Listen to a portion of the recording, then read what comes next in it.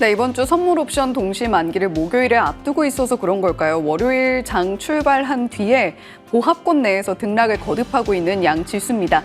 자, 이럴 때일수록 어떤 종목을 좀 담아보면 좋을지 탐색해보는 시간 가져보면 좋겠죠? 오늘 월요일 잠금 해제는 이분과 함께 해보겠습니다. 알파경제 김종효 이사님 나와 계십니다. 이사님 어서 오세요. 네, 안녕하십니까. 네, 오늘 이사님과 본격적으로 잠금 해제 종목들 열어보기에 앞서서 이전에 만나봤던 종목 리뷰 먼저 진행을 하고 가겠습니다. 자, 이전에 만나봤던 종목 두 가지 종목이 좀 같은 결이라서 한꺼번에 여쭤볼게요. 4월 28일에 만나봤던 동국제강이 오늘 6% 급등이 나오고 있습니다. 이 종목 최고가 기준 상승률 24.1% 기록을 하고 있는데 현재 구간에서 어떤 대응이 좋을지 궁금하고요. 6월 23일에 만나봤던 포스코홀딩스도 함께 여쭤보겠습니다. 이 종목도 최고가 기준 상승률 29.2% 기록을 해주고 있는데 오늘은 소폭 하락 나오고 있네요. 자, 포스코홀딩스와 동국제강 어떤 방식의 대응이 현재 구간에서 좋을까요? 네, 이게 철강 3대장에 대해서 1월 달에는 현대제철, 4월 달에는 동국제강, 6월 달에는 포스코를 말씀드렸는데 결국 이게 업황 회복과 관련된 기대감이거든요.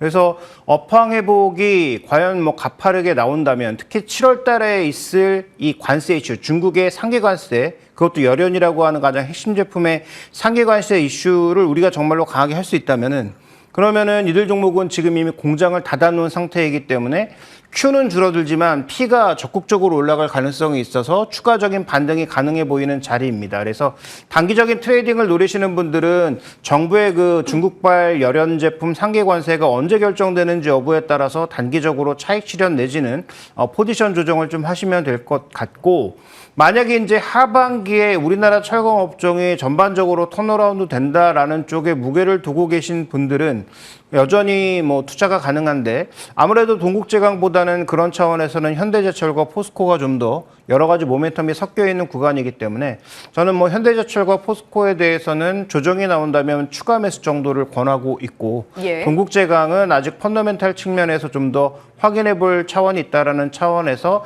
동국제강은 서서히 이제 차익 실현 구간으로 들어가는 것은 어떨까, 혹은 보유 정도의 관점에서 접근해 보는 것은 어떨까, 이렇게 말씀을 드리겠습니다. 예, 철강 금속 업종 김종효 이사님께서 꾸준히 언급을 해주셨던 섹터 중에 하나이기도 합니다. 현대제철, 동국제강, 포스코홀딩스 이렇게 각각 말씀을 해주셨는데요. 단기 트레이딩과 조금 중장기 호흡으로 끌고 갈 종목들을 구분할 필요가 있다라고 말씀을 해주셨어요. 중국산 반덤핑 물량에 대한 우리 정부의 규제 방안에 따라서 단기 트레이딩으로 접근할 종목은 동국제강이라고 말씀을 해주셨고요. 오늘도 6% 급등입니다. 서서히 차익 실현하는 방향으로 고려해 보시고요. 중장기 관점으로는 현대제철, 포스코홀딩스, 업황의 반전에 따라서 조금 더 긴 호흡으로 지켜보실 것도 괜찮겠다라고 말씀을 해주셨습니다. 자, 그러면 오늘 잠금 해제 첫 번째 종목 발굴을 위한 헤드라인으로 바로 이어가 볼게요. 자, 첫 번째 헤드라인입니다. 배당을 꾸준히 늘린 기업이 어디 있더라요? 배당 소득 분리과세 기대감에 주목하고 있는 요즘입니다. 상법 개정 다음은 배당 분리과세라는 이야기가 나오고 있죠. 수혜주를 어디서 찾아볼까요, 이사님? 네, 이 뉴스에 따르면 일단 지금 배당을 이미 많이 하고 있는 기업들, 그런 기업들만 모아놓은 ETF, 벌써 지금 수익률이 지금 투자 금액 기준으로 한 5% 된다는 거죠. 그러니까 충분히 더 메리트가 있는데, 이 뉴스의 핵심 포인트는 앞으로 배당을 더 올릴 만한 기업들, 그다음에 그런 ETF에 투자하는 것이 어떨까라는 내용입니다. 그래서 아직은 이 배당 성장하는 ETF의 배당 수익률, 그러니까 분배금 수익률은 한 3% 정도밖에 안 되지만, 그러니까 우리가 고배당 얘기하는 그런 이 ETF와 수익률 기준에서 한 2%, 200bp 차이가 나는데, 우리가 주목해야 될 것은 이소영 의원 법안 발의에 따르면 이 분리과세와 관련된 법안, 그다음에 지금 배당과 관련된 과세 법안에 있어서 35%까지 배당 성향을 늘리는 기업들에게 혜택을 주는 형태란 말이죠.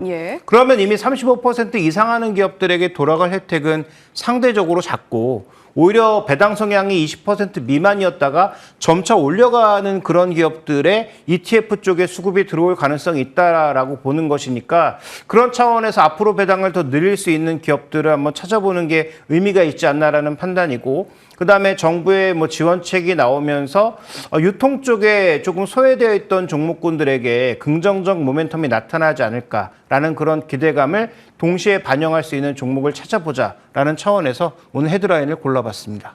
예, 이제 배당 분리 과세 수혜 종목을 가늠할 때가 아닌가라고 말씀을 해주셨어요. 그런 만큼 배당을 늘릴 수 있는 종목들, 배당을 늘릴 여력에 있는 종목들을 저희가 잘 판단하는 것이 중요하겠습니다. 첫 번째 잠금 해제 종목 바로 열어볼게요. 자, 오늘의 첫 번째 주인공은요, BGF 리테일입니다. 두 가지 키워드 바로 확인해 볼게요. BGF 리테일의 첫 번째 키워드는 업황 개선이고요. 두 번째는 밸류에이션 체크해 보겠습니다. 자, 지금 배당 분리 과세에 대한 기대감이 있는 상황 속에서 그래도 저희가 전반적인 업황은 좀 체크를 하고 가야 되겠죠. 유통 업황이 좀 개선될 여지가 있나요? 네, 당장은 개선될 여지가 별로 없어 보이지만 일단 우리가 지원금을 받으면 그 지원금을 활용할 수 있는 그나마 대기업은 편의점 정도라는 거죠. 뭐 백화점이라든지 뭐 마트 측면에서는 들어가기가 생각보다 쉽지 않을 거고, 그럼 편의점 정도는 충분히 사용 가능할 것으로 보여서 그런 부분들에 대한 기대감이 오늘 뭐 선반영되면서 오늘도 주가가 약간 올라가고 있는데요.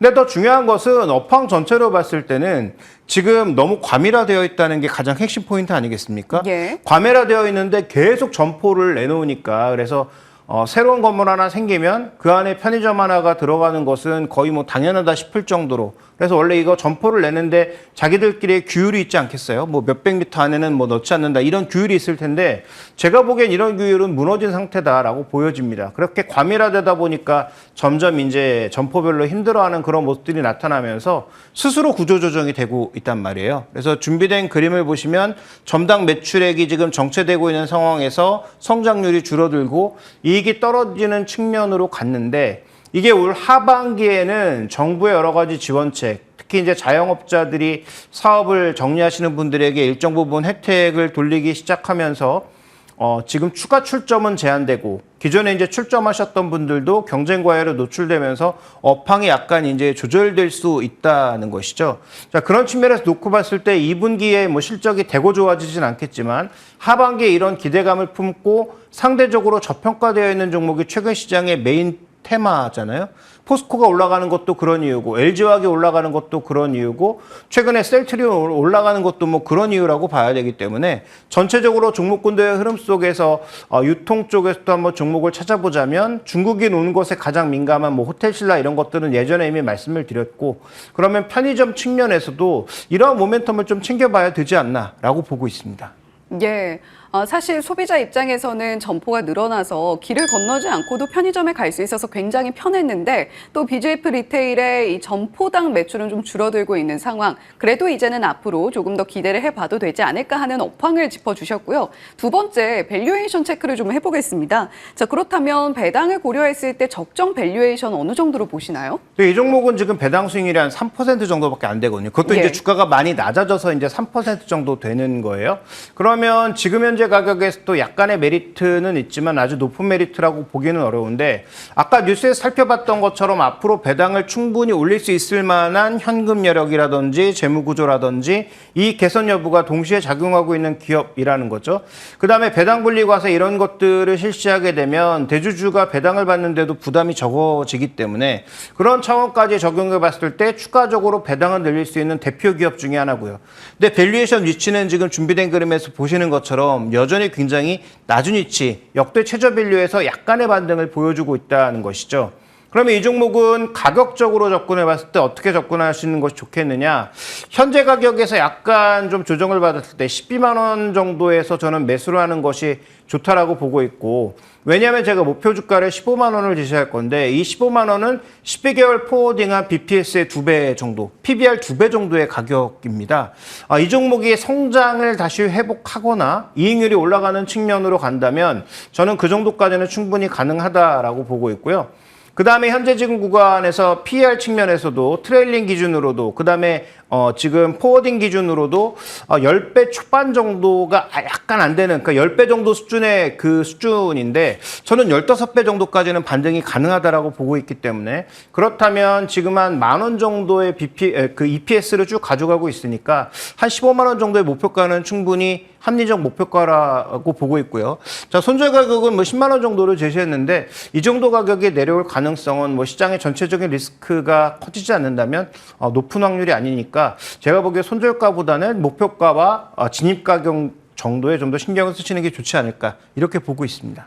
네, 지금 배당 한 3%가량으로 나타나고 있는 BGF 리테일인데요. BGF 리테일 앞으로 업황이 점차적으로 좀 돌아설 가능성에 집중을 해보시면서 매수 가격, 적정 가격은 12만 원대로 제시를 해주셨습니다. 오늘 가격대보다 소폭 조정이 나왔을 때 진입을 고려해 보시는 것이 좋겠고 목표가로는 PB 한 2배가량 15만 원으로 제시해 주셨으니까요. 가격 전략 참고해 보시면 좋겠습니다. 자, 두 번째 잠금 해제 종목 발굴 헤드라인으로 바로 이어서 만나볼게요. 자, 두 번째 헤드라인입니다. 조방원이라고 우리가 흔히 이야기를 했죠. 상반기 그리고 지난해 하반기부터 조선 방산주 상당히 흐름이 좋았는데 최근 들어서 그 흐름이 한풀 꺾이나 싶습니다. 오히려 이럴 때가 저희에게 매수 기회로 생각을 해볼 수 있는 타이밍인지 이사님 어떤가요? 네, 일단 지수가 30% 오를 때 뭐 많게는 3배, 뭐 적게는 2배가 오른 종목들이 대다수니까 예. 뭐 쉬어가는 건 너무나 당연하다 이렇게 봐야 될 것 같습니다. 근데 조방원도 조금 다른 게 원전은 지금 숫자가 따라오는 건 아니에요. 숫자가 따라오는 건 아닌데 모멘텀으로 주가가 달려간 측면이 가장 크고 그 다음에 이제 조방은 실적도 따라오고 있죠. 조선은 뭐 실적이 나빠질 이유가 별로 없잖아요. 어차피 과거 실적이 지금 뭐 한 3개분기 밀려서 들어오는 것이니까 실적이 나빠질 이유가 없는데 다만 이 조선은 신규 수주가 최근에 조금 부진한 게 걸리는 그런 양상이고 방산 쪽은 뭐 좋은 모멘텀들은 다 반영해 있는데 이게 이제 유지될 거냐 정도의 문제라고 봐서 일단 결론적으로는 한 차례 쉬어가는 것이 더 멀리 가기 위해서도 필요하다. 그 다음에 모든 분들이 이제 동의하는 것. 이게 이제 뭐 상승이 끝났다라고 얘기하시는 분들도 그 다음에 더 올라갈 거라고 얘기하시는 분들도 모두 공통적으로 동의할 수밖에 없는 것은 상반기에 조금 너무 많이 올랐다라는 것은 다 동의하고 있는 구간이니까 예. 일단 지금은 쉬어가는 구간은 맞는데 그러면 쉬어갔을 때 어느 정도 구간에서 신규 매수를 접근해야 가장 좋을 것이냐 정도가 제가 이제 고민하는 문제라고 보고 있습니다. 네, 고민의 결과값을 오늘 받아들 수 있을 것 같습니다. 자, 그렇다면 우리가 앞으로 몇 걸음 더 나아가게 될지는 모르겠는데 일단 일부 후퇴를 하고 있는 조선 그리고 방산 종목이면 분명해 보여요. 그렇다면 어느 정도의 가격대에서 매수를 하면 좋겠고 어떤 종목을 보면 좋을지 두 번째 잠금 해제 종목 바로 열어보겠습니다. 자, 두 번째 종목은요. 현대로템입니다. 지난 금요일장에서 현대로템 주가가 많이 빠지기도 했죠. 두 가지 키워드 바로 열어볼게요. 현대로템의 첫 번째 키워드는 실적 어떻게 나올지 궁금하고요. 두 번째는 어떻게 매수 타이밍 가져가 볼까? 밸류에이션 체크하면서 가격 전략까지 여쭤보도록 하겠습니다. 자, 그렇다면 어쨌거나 현대로템 실적이 그래도 받쳐줬단 말이죠. 조선과 방산은 실적이 받쳐줬다고 말씀을 하셨으니까요. 그렇다면 최대 실적 행진을 이번 분기에도 이어갈 수 있을까요? 네, 뭐 당연히 이어가는 게 맞고요. 그다음에 실적 플러스 모멘텀이라고 봐야 되겠죠. 폴란드 그 2차 수주와 관련된 구체적으로 알려진 사실이 없음에도 불구하고 여러 언론을 통해서 구체적인 금액까지 지금 다 흘러나오고 있잖아요. 그래서 예. 뭐 구체적으로 누가 맞았냐는 큰 의미가 없는 것 같고 첫 번째 수주보다 대거 올라간 그런 상황이라는 점에 있어서는 뭐 누구나 동의하는 상황이니까요. 그래서 각 언론사들이 뭐 취재한 내용이니까 그 뭐 진실 여부에 대해서는 우리가 뭐 각각 나중에 따져볼 필요가 있겠지만 어쨌든 중요한 것은 준비된 그림에서 보시는 것처럼 전체적으로 지금 K2와 관련된 이 인도량이 계속 늘어날 것이라는 것에 대해서 의심이 전혀 없다. 그래서 폴란드 이후에도 지금 위에 나온 것처럼 루마니아라든지 뭐 중동이라든지 여러 가지 지역들로 추가적으로 늘어날 것이라는 그런 기대감이 크게 이제 자리매김한 상황이고요. 다음 이제 준비된 그림 하나 더 볼까요? 그래서 이런 K2의 전반적인 움직임뿐만 아니라 지금 이 캐펙스를 대폭 늘리는 것에 주목할 필요가 있는 것이죠. 지금 그렇지 않아도 수출로 잘 팔리는데 그 잘 팔리는 것을 더 잘 팔기 위해서 폴란드 현지에서도 생산하고 국내 생산량도 늘리고 이러한 양상들이 이어지니까 그래서 잘 팔리는 것을 공장을 더 늘린다라고 하는 것에 지금 모멘텀이 더해지면서 이 종목은 밸류에이션이 조금 비싸져도 괜찮아. 이 정도의 실적이 앞으로 더 따라올 것이니까 이 정도의 밸류에이션을 합리적으로 우리가 용인할 수 있어를 받아들이는 과정이다. 다만 과속이기 때문에 주가의 조정이 좀 나타나고 있는 것이다. 이렇게 좀 이해해 볼 수가 있습니다. 예, 지금 현대로템은 잘 팔고 있는데 그와 함께 캐펙스를 계속해서 늘리고 있다는 것은 앞으로 향후 물량에 대한 자신감으로도 해석을 해볼 수가 있을 것 같습니다. 자, 두 번째 체크 포인트가 매수 타이밍이었는데요. 가격 전략 언제쯤 진입하고 언제쯤 빠져나갈 것인가를 책정하는 것이 굉장히 중요하다라고 말씀을 해주셨어요. 자, 그렇다면 조정 시에 매수해야 된다는 건 모두가 알고 계실 텐데 어느 정도가 적정 가격이라고 보시나요? 네, 일단 지금 현재 보유하신 분들에게는 제가 특별히 드릴 말씀이 없어요. 물론 정말 아주 고점에서 사신 분들은 좀 고민이 있으시겠지만 이 현대로템이 올해 계속 목표가를 공격적으로 올린 대표적인 종목이잖아요. 그러니까 저 밑에서 사신 분들은 지금 현재 각자의 판단을 하시면 될 것 같고 제가 오늘 말씀드리고 싶은 건 확연하게 신규 매수를 어느 정도의 구간에서 들어가는 게 좋으냐 그것만 말씀드리고 싶은 것입니다. 그래서 예. 기존에 보유하신 분들에게는 별 의미가 없고 신규 매수는 저는 조금 더 조정이 나와야 된다라고 보고 있는데 자 준비된 그램에서 보시는 것처럼 지금 이 현대로템이 K2, K9만 만드는 게 아니잖아요.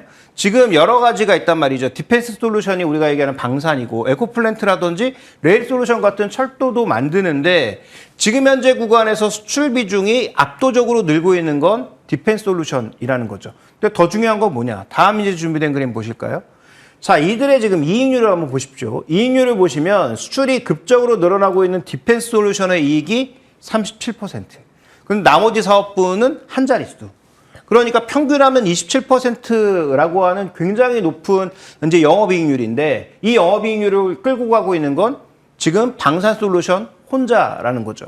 그럼 방산솔루션의 이익이 조금만 떨어지거나 매출이 변화되거나 하면 지금 30배까지 부여해 놓은 이 밸류에이션이 적정한가에 대해서는 굉장한 논란에 빠질 수밖에 없다라는 거죠.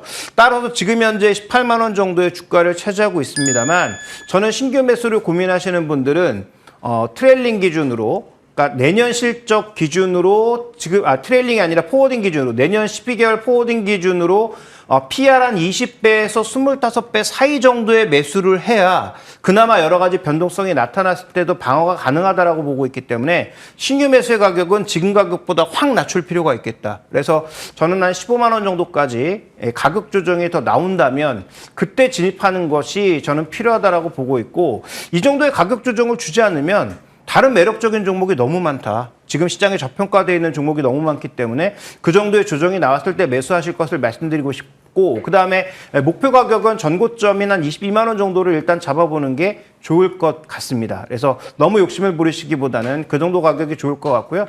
이미 15만 원 가격을 하회한다는 것 자체가 그러면 이 종목의 추세가 전체적으로 꺾인다는 걸 의미하는 거기 때문에 15만 원 아래로 내려가면 제가 보기에 손절 가격을 의미하는 것은 큰 의미가 없어서 손절 가격은 특별히 언급드리진 않겠습니다.